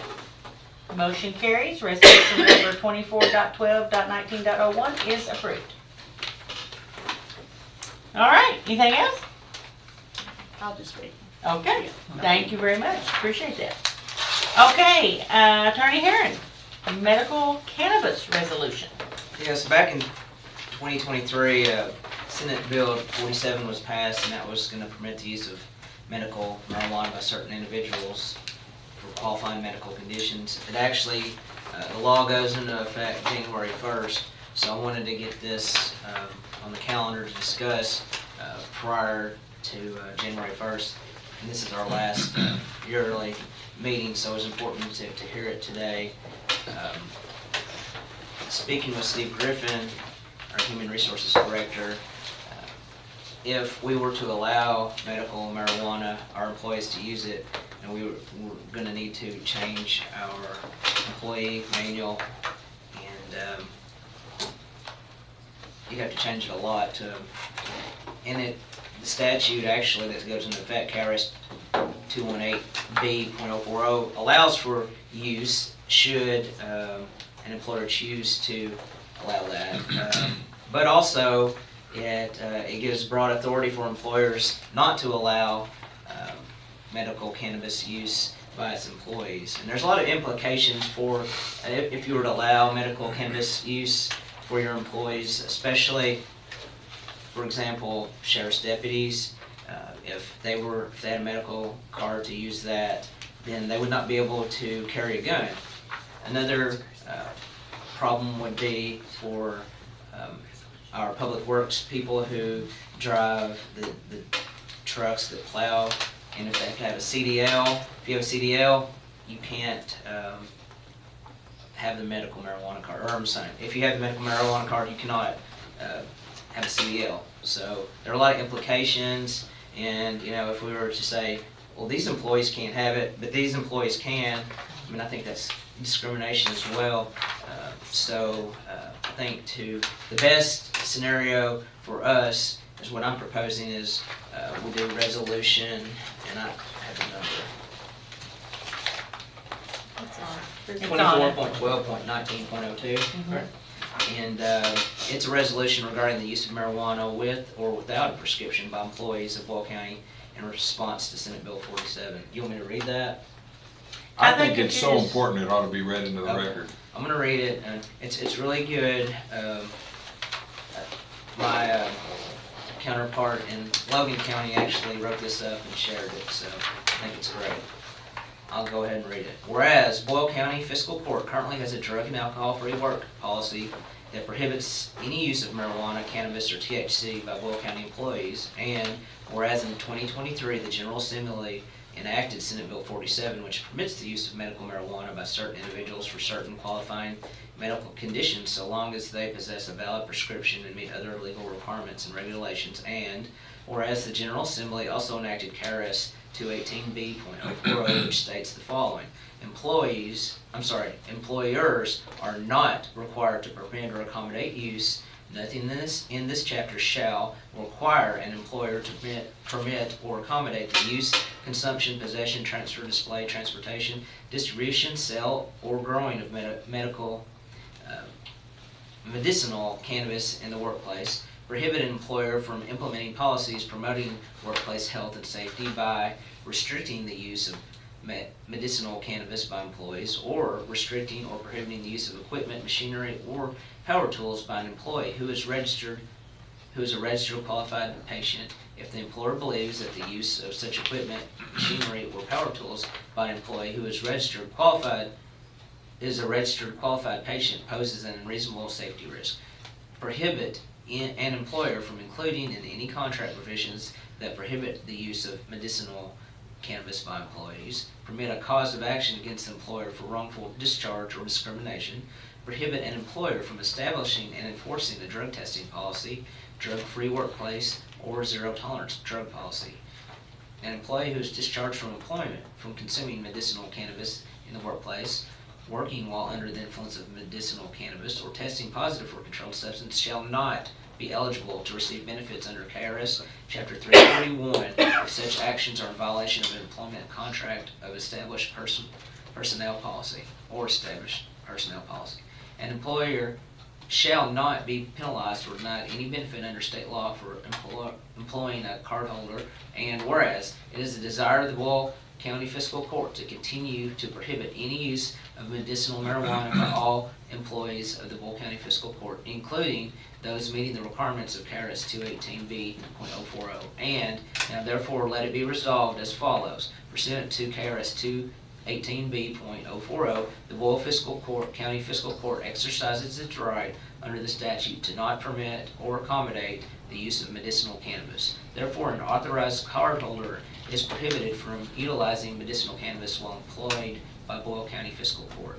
The Boyle County Fiscal Court drug and alcohol workplace policy set forth in the personnel policy remains in full effect as written. The use of marijuana or medicinal marijuana with or without a prescription is prohibited. Any violations of the drug-free work policy for marijuana with or without a valid prescription will be subject to the consequences as any other prohibited substance under the said policy. This resolution was adopted by the Boyle County Fiscal Court in the regularly scheduled meeting called to order on, well, if you adopt it, then we'll fill in the blanks. Judge, I move that we accept this and vote it in as a resolution supported by Boyle County Fiscal Court. Okay, I have a motion by Magistrate Ellis, second by Magistrate Wagner. Is there any discussion? Magistrate Gay. I guess I'm a little concerned that if we do have an employee that it will benefit from the use of medicinal marijuana, what are their options then? Well, we don't say zero tolerance, but it's zero tolerance here. It says if you're an employee of Boyle County, you can't While you're on the job, while you're on the job. I think to me it would be like any other dischargeable offense. We would look at the circumstances, and the policy says you can't do it and you be discharged. But with any situation, we evaluate it, making sure there's nothing that's extenuating. Right now, we don't have to accommodate that, correct? Under ADA, they don't have to accommodate it at all. Well, because I guess I just feel like it's been, argued and debated, and I think our legislators have agreed that there is clearly benefit from the use of medicinal marijuana. And so I guess I'm struggling with, I understand the concepts that we're talking about, but also think that we may and could in the future have employees that would really benefit from the use of medicinal marijuana. And are we not then discriminating against them? It would be like, to me, it's like getting a prescription. We would have to say, if we're going to be drug-free, then we're saying that if you're prescribed any drug from your physician, you can't come to work that day. If this is truly being used as a medicinal reason prescribed by your physician, then what differentiates it from any other drug that you're prescribed? Well, because federal law is different for marijuana, cannabis, and federal law says you can't have a gun. So it is different. And I understand where you're coming from, and yes, I think medical cannabis can be a benefit to people, but we have to look out for the liability of our county, and that's there are medications now that you're prescribed that you can't operate equipment. Right. And that would be the same with this. Right. So if you're using it and didn't tell us you were using it, you're going to be disciplined for that, whatever it was. And this is no different. Right. So And if you're yet using that it, argument then could you are. go in both directions. What's that? In this case, as Chris has pointed out, that argument cannot go in both directions because the gentlemen and ladies out here checking you in, not only could they not carry on our premises, they must divest themselves of their own personal weapons. So they are no longer essentially a law enforcement officer capable of using a firearm because they can't even own one anymore. I'm a little torn on this too because I have conditions where I could qualify for this. And yet for well over 30 years, I've been a member of the NRA, so I've been checking this very, very carefully, as Magistrate Cullen mentioned a couple of meetings back. The federal law in conflict with this makes it to where if we did adopt this, we can't do that for that one employee. We have to do it for 180 employees.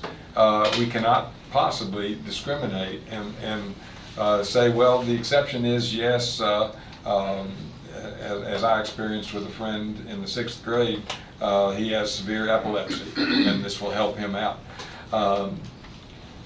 There are other treatment modalities out there that have proven themselves to take care of most of these cases for years. And yet, I watched the testimony in Frankfurt of a little 6-year-old girl who was having 20 and 30 seizures in a day. Counselor, I'm not even sure that I'm correct on this, having researched into what the feds are saying, but I'm not sure her father can have a weapon in the house under the statute.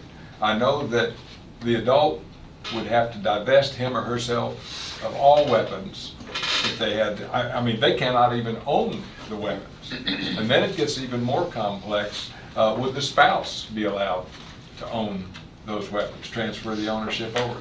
It's very complex, but in terms of what we're bound to with 180 employees, I think the dangers of adopting anything but a prohibition are much too great, and until something changes at the federal level, I just can't possibly support allowing it for our employees. I think as a nurse, I can see there could be instances for everyone that one certain thing works.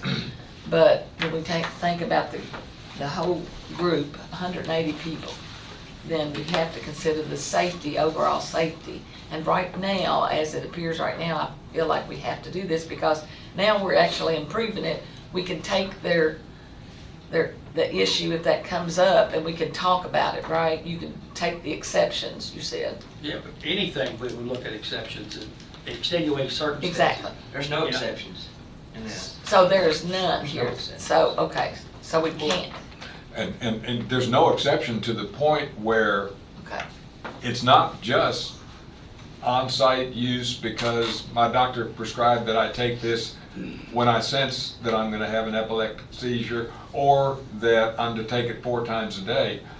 It's zero tolerance 365 days a year, 24 hours a day. It's not that I can use this off-site but and come to work.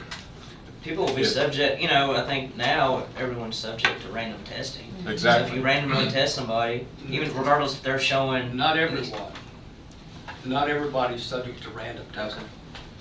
Or CDL drivers. CDL drivers. Okay, I didn't know if our whole... Like, okay, people in this room, Mhm. some are, some MS. aren't. Yeah. okay, well, stand Public corrected on Works. that. And yet, if you were known to be abusing it, then somehow, regardless of the not allowed prescriptions or other drugs, I'm sure we have mechanisms to say, Mr. Ellis, I'm sorry, but it's been suggested that you might be using marijuana. Well, we could use observation to see if someone's Exactly. an influence. It's hard to tell with marijuana sometimes. I guess your you know, system for so long. If you think about the NFL, it's a privilege to play in the NFL. But they have certain things that you're not allowed to have in your system. They might not be illegal, but it's a privilege to play in the NFL, and if someone has that, you know, they get suspended or whatever for that. You know, Olympics, same way. So it's a privilege to work for the Boyle Fiscal Court. And Magistrate Gay, because, to add to your question a while ago, because it's illegal on the federal level, it really affects our CDL drivers and our law enforcement. If they, you know, someone wants to go and get a firearms license, and if they check that box that yes, they take medicinal marijuana, that automatically goes to the DEA, and the DEA gets flagged, and then that person is no longer allowed to carry a firearm. So or own one. Yeah, or own one. Or own one. So it really affects our CDL drivers and law enforcement. Well, and I guess my point is that if it's prescribed and you go through all the medical steps, there's benefit to this drug, just like there are to other drugs that benefit people. And this is a valid treatment that people need, and I just think our employees should have that same ability. Now, just like Steve was saying, you can't, if you're taking a drug that impairs your ability to drive, you shouldn't be driving. I mean, how hard do we enforce that today? Hopefully we do, but because there's plenty of drugs that it says on the bottle, do not drive if you're taking this this drug. Yeah.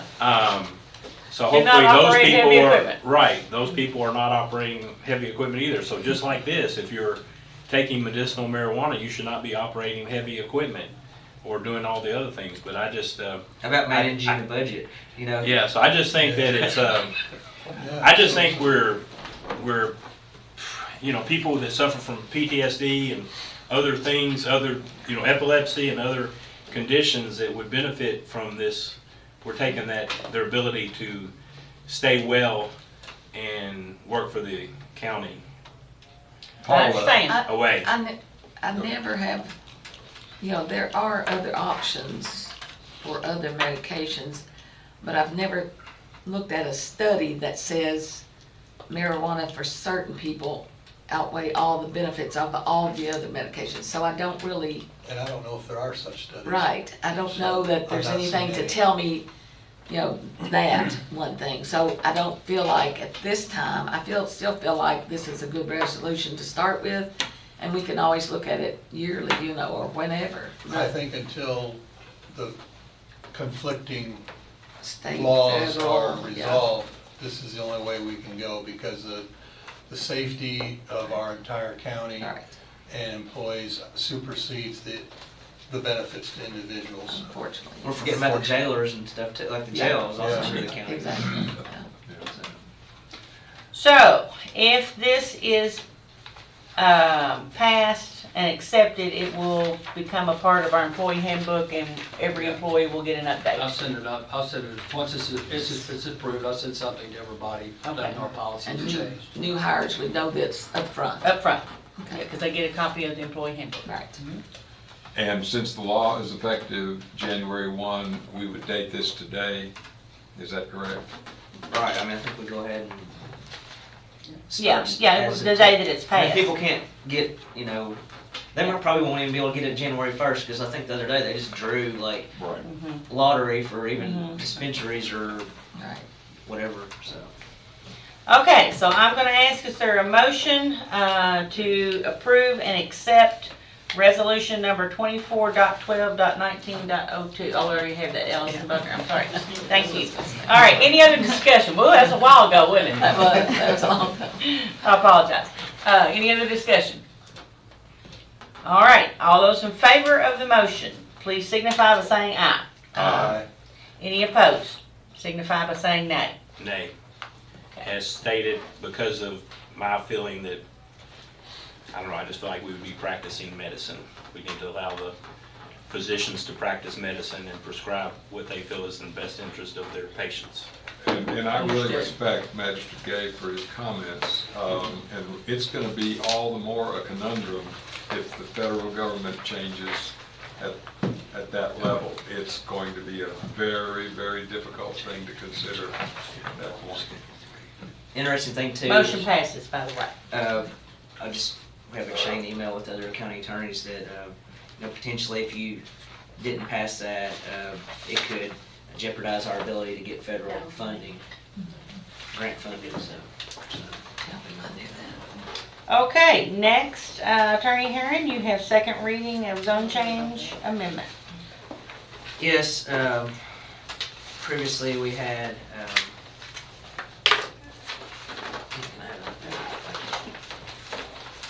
this would be ordinance 920.27.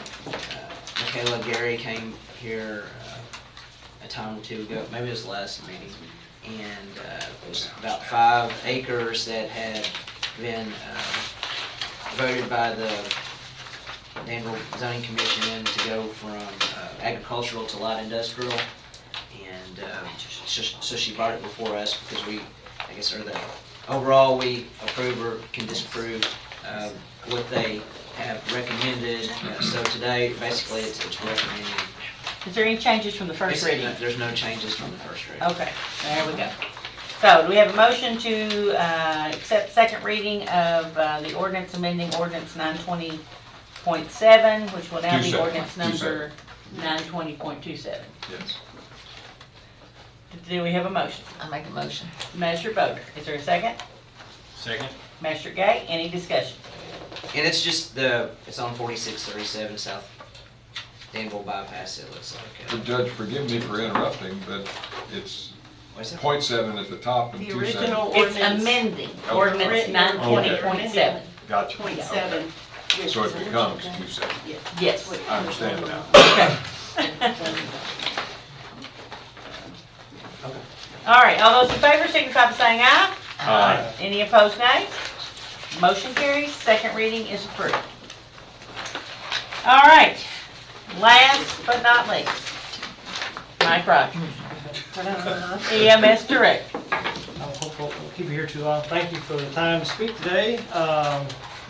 We're here, we've had several meetings, and we're privileged to have the director of the VCTC campus here in Danville, Ty Howard. You want to come up and what we've kind of worked out is an agreement to help facilitate and onboard a student that's more ready for an ambulance, right? So a lot of times what we see as EMS directors is EMT will go to paramedic class, they'll come out, and then we have about 3.5 months of onboarding to try to get them ready to make its first run. So when you come out of paramedic school, you have the base level of knowledge of what a paramedic should know. And so our collaboration working together, hopefully we'll have a paramedic that can feel the needs of the EMS services, not only in Boyle County, but in Central Kentucky. So what we've kind of worked out is that we will have an instructor there that will help instruct the paramedic class, and then we will invoice BCTC for their time for their instruction, and they will reimburse us on the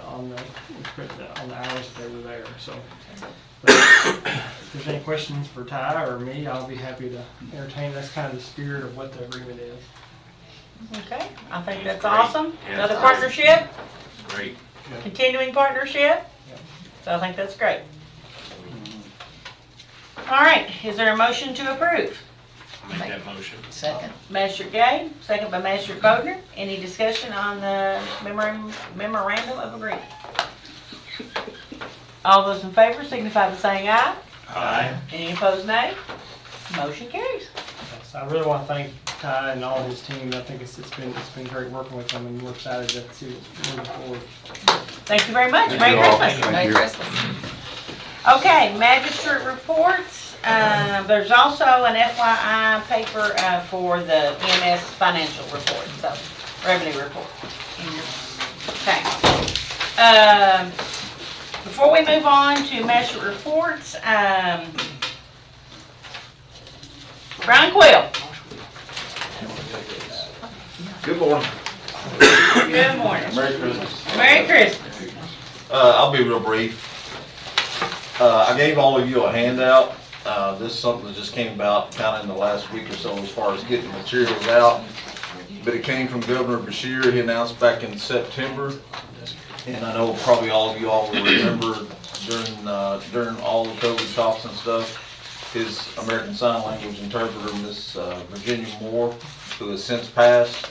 The governor wanted to do something in her honor.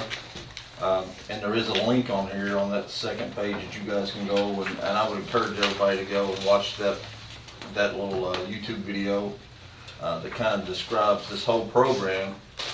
But in short, it is no weather radios that are pre-programmed, and these particular radios have text on them, and with pillow shakers and strobe lights. It's for the deaf and hard of hearing community. That's awesome. So, That's and awesome. it's a program that was put together through the State Commission and Kentucky Emergency Management. Just a few numbers. I know we received 29 of these kits that are I mean, the state did an awesome job. They're already bagged up with the recipient's name, and these recipients just applied for these. Of course, us being the community that we are with KSD and everything, our initial, what we received initially are 29. Okay. Kind of put it in perspective, Fayette County got 24. Most of the counties across the state getting, 1, 2, or 3 of them. I think the first let for those was 700 statewide. We're still kind of waiting to see if, after the initial push, if there will be, a second wave of those. That's great. And see how this goes. But yeah, I think it's a really good deal. I mean, most of the deaf and hard of hearing community, I mean, they're naturally, when they fall asleep, that's when they're the most vulnerable. So. And tell us how people can go about requesting one. There is a link here on the second page, and they just have to fill out their application there. Okay. And these will be, like I said, we've got our 29 already here in boxes, and the state was, so I think sometime this week we're going to send out those notifications to the folks that were awarded on the first round. So. And then come pick them up, and then another round in the future will come up. And should be, because like I said, the statewide was 700. Yeah. And of course, in our area, I know it was us. Like I said, we got 29. Fayette got 24. So I'm sure there's probably quite a few left out of that. So. Well, we appreciate you getting this done and no problem. Helping out the community. Yeah. Thank you. Thanks for sharing. Thank you. Merry Christmas. You all. Merry Christmas. Okay, now we'll start with our magistrate reports, and we'll start with Magistrate Gay. Just want to wish everybody a Merry Christmas and a Happy New Year, and that's all we got. And ho, ho, ho. Ho, ho, ho. All right, Magistrate Sleeper. Echo that. I'd like to wish everybody a Merry Christmas and a happy and prosperous New Year. Just one thing, on December 16th, I attended a transitional housing proposal presentation put on by Center College. What happened was, through our efforts of our homelessness task force, Center College Professor David Toth wanted to have a class course on homelessness, and his students came up with a proposal for a tiny house village in Danville, Boyle County area. And it's very intriguing, they did a lot of work, and it was really impressive. There were some questions raised as far as, how to finance it and things like that, but I think we'll see down the road here in the not too distant future some presentation, maybe the Fiscal Court and the City Commission and such, on how we can make this happen. It was very impressive. I think pretty soon the slides from the presentation will be made available as well, so if I can facilitate that to the rest of you, I'll be glad to do that. But anyway, it seemed very worthwhile. And so, yes. On that note, I think John Park from Shelby County would come and be part of that. He and Dan Eisen, the judge, have put it together. Dan is a Vietnam veteran, and they've just done extraordinary things there. I think we can get John to come. He's deputy judge over there. Okay. That's it. All right, thank you. Magistrate Ellis. Okay, thank you. Judge, may I first give a detention committee report? Sure. All right. We met on December 16, including jailer, Chad Holderman as well, and myself. My colleague was out ill, so that's understandable. The inmate count that day was 158, Boyle County 52. Interestingly, listen to the data here, when it's usually estimated at a third. We had 52, Mercer had 42, the state 62, and other counties 3. Staffing is in good shape, and this is probably the best report in my 6 years. 41 total positions, and we currently have 40 deputies. Had a large leak in the roof, that's been taken care of. Inmate community work program, working projects in the facility and the community, weather permitting. I made a phone call and a text, followed up with a text. I think it was around 8:30 in the morning after I got a constituent call out US 68 about trash that was flying off trucks on the way to our convenience center outside of Perryville.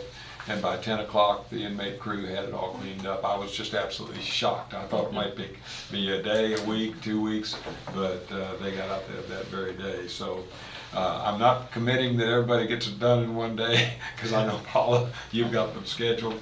But seriously, they do a wonderful job, and that's good for the inmates as well. Campbellsville University is conducting a study for the portals for the MRT program. I asked the question, what do we have in terms of data of the results when, and right now it's primarily the men inmates, come out of drug rehab with the programs that we have. And I was pleased that with the response is that sometime late spring or early summer we're going to have some data coming out of the Campbellsville University. Judge, that constitutes our report from the meeting on the 16th. We adjourned at 2:36, and I submit this with a request that it be adopted. That's your motion. All right, is there a second? Second. Magistrate Sleeper? Okay, all those in favor signify by saying aye. Aye. Any opposed, nay? Secondly, Motion passes. on the 15th, and I'm not sure everybody saw my email, but this coming January, when the General Assembly convenes, if they do what they did 50 years ago when I was covering, literally 50 years ago this year when I was covering the General Assembly, they will have 1,200 to 1,400 pieces of legislation and resolutions coming forward. A few of those folks will affect our constituents. That's why I was really encouraging everybody to, whether you do it from home on your iPad or come in, and Judge, if we had 3 or 4, might we use your office that day? Sure. Because this room is there for the Ethics Committee. What time is that? It starts 10? at 9. 9. So it's from 9 to 10, 1 hour. Then they have 10, 11. Oh, Yeah, there's several sessions. okay. It starts at 9 a.m. Okay. But it's just critical that we understand what might come in the offing this time and what the effect will be on us. Roads are paramount. And I'll go ahead and say it publicly because we're always listened to by the cities, but 415 Kentucky cities are already lobbying the Department of Transportation to reapportion the state road budget toward the cities. And 150 just happens to go right through town, as we all know.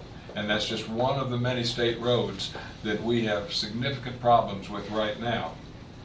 And as I reported in a previous meeting, I got a rather disconcerting email back from the state about the full paving of Perryville Road next year after 3 years of promises. So we really need, if for no other reason, to tune in to that virtual meeting about roads. Then there are many other issues that we need to be concerned about. I was very pleased to know that the tower that has now been virtually completed in Perryville will go live soon, so that we can have T-Mobile and all their competitors. Of course, they won't. The competitors won't be on that tower, but it's just good news that we're going to have more reach. I mentioned the paving. Interestingly, this morning on statewide news, our Attorney General has joined with 18 other Attorneys General across the country to petition the Supreme Court that the public school system be allowed to put the 10 Commandments back in public schools. There's a tide change in this nation that I am thrilled to be witnessing. And folks who believe that it's in the Constitution that there's a separation of church and state, you need to go and study history. I have sat in the Supreme Court building in Washington, D.C. on behalf of Blue Cross 100 years ago. And there's a curiosity about both the doors and what's above the heads of our U.S. Supreme Court, the 10 Commandments. And there's not a single federal building in Washington, to my knowledge, that does not have some citation from the Bible. With that being the case, I just thought it was worth bringing up. And I was criticized once for bringing up something similar to this in court, and I'll be anxious to see if I get any emails on this. But this is not my initiative. This is 18 attorneys general across the nation who are going to petition the U.S. Supreme Court to allow the Ten Commandments to be placed back in the public school system. I think it's wonderful news. Other than that, Merry Christmas and a happy and healthy and safe New Year. Thank you, Judge. Thank you, Magistrate Ellis. Magistrate Bodner? Yes. Our Junction City group has kind of been a little quiet with Thanksgiving and Christmas and all this going on, but we plan to hit it again in January and start going towards that 501c3 and some other things we're working on. Still working, trying to get the school system to agree to help us with getting the BG1. We did have a really great parade through Junction City, and everybody just had a really great time, had all kinds of people there, and that was a real great success. And I just want to wish everybody a Merry Christmas and remember the season, and a lot of people are stressed out. Just be good to one another, and that's the reason for the season, to have love and remember everybody during the time. And Magistrate Bodner was the Grand Marshal of the parade. Oh, yeah. It was fun being up there in the front. That was exciting, It yeah. was exciting. I had my little granddaughter helping me throw out candy. Good deal, good deal. All right, thank you. Okay, County Attorney. I just want to wish everybody a Merry Christmas and just be safe. I know people go to a lot of parties and other events during the Christmas and New Year season, and if you have too much to drink, don't hesitate to call a friend to come pick you up. It's a lot cheaper than the alternative. And on another note, I had a friend who lost a 17-year-old son yesterday in E-Town due to son bought some Percocet off the street, which had fentanyl in it. So I think that parents should have a talk with their children. You just don't know what you're getting when you buy something off the street from these street pharmacists. The people selling it to, this kid probably didn't even know exactly what was that because they got it from somebody else. But it's just tragic, and I know that there were several arrests yesterday as a result of that death, and I hope nobody else takes any of these pills. But it doesn't just affect people in Hardin County. It can make its way down here. So have a talk with your children. That's all.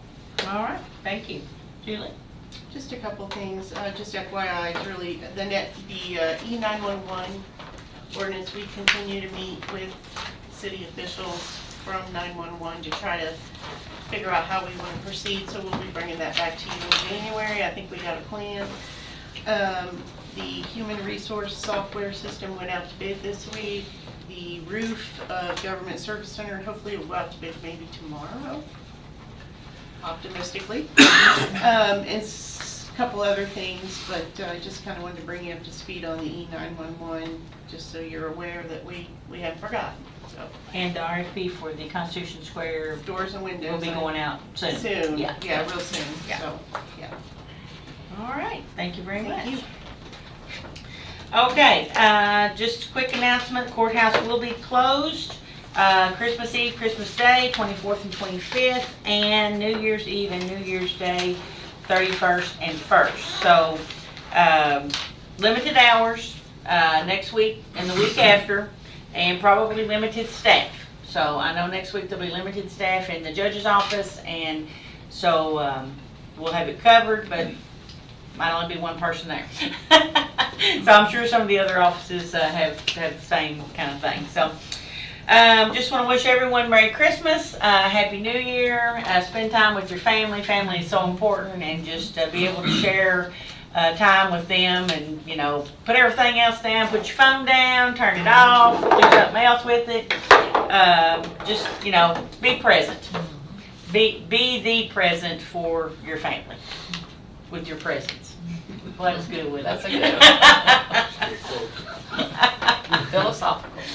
Also, I would like to ask that we adjourn today in memory of Jeff Ryan, our deputy judge's husband that passed away Monday afternoon. So if we could include that in the motion to adjourn, I would appreciate that. I'll make that motion with that inclusion. All right, Magistrate Gay, is there a second? Second. Magistrate Sleeper, all those in favor, signify by saying aye. Aye. Any opposed, nay. Motion carries, we are adjourned. All right. Let's do it.